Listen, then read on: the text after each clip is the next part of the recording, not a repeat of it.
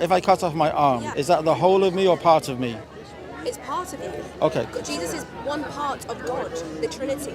That's the point I'm making. So you believe that God is three parts. Yeah. The Father is the Father is not fully God, he's part of God.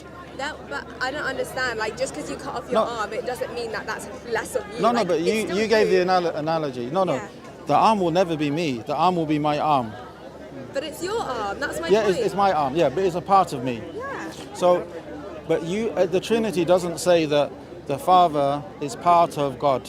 The Holy Spirit is part of God. That Jesus is part of What God. do you mean the Trinity doesn't say that? Because the Trinity is not a concept in the Bible. So it's not something that Abraham, Noah, Moses, Jesus were aware of or taught. It's something which came later. Yeah. Jesus is God. What do you mean? So where does he teach the Trinity? The Trinity is something that we can infer, you know? Jesus said... Where do you infer it for then? When Jesus ascends into heaven and he says, and now I will send the Holy Spirit unto Yeah. you. How does that signify the Trinity? Because Jesus has said that is God's Spirit among us. In fact, God's Spirit among us But how? was visibly That's still. sent. I think the thing is here. You have a belief.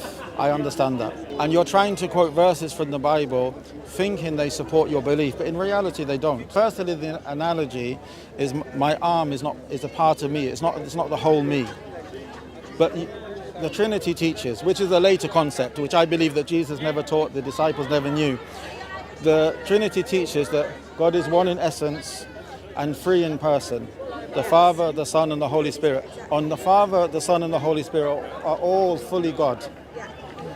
So they're not part of God. So when you use that analogy, it What wouldn't do you mean work. they're not part of God? God's not made up of parts. That's what the Trinitarians say. That's what the Trinity says. That Jesus is fully God. The Father is fully God. And the Holy Spirit is fully God. God. Yeah. Where's their disagreement? No, but your analogy was parts. Part of God is completely different.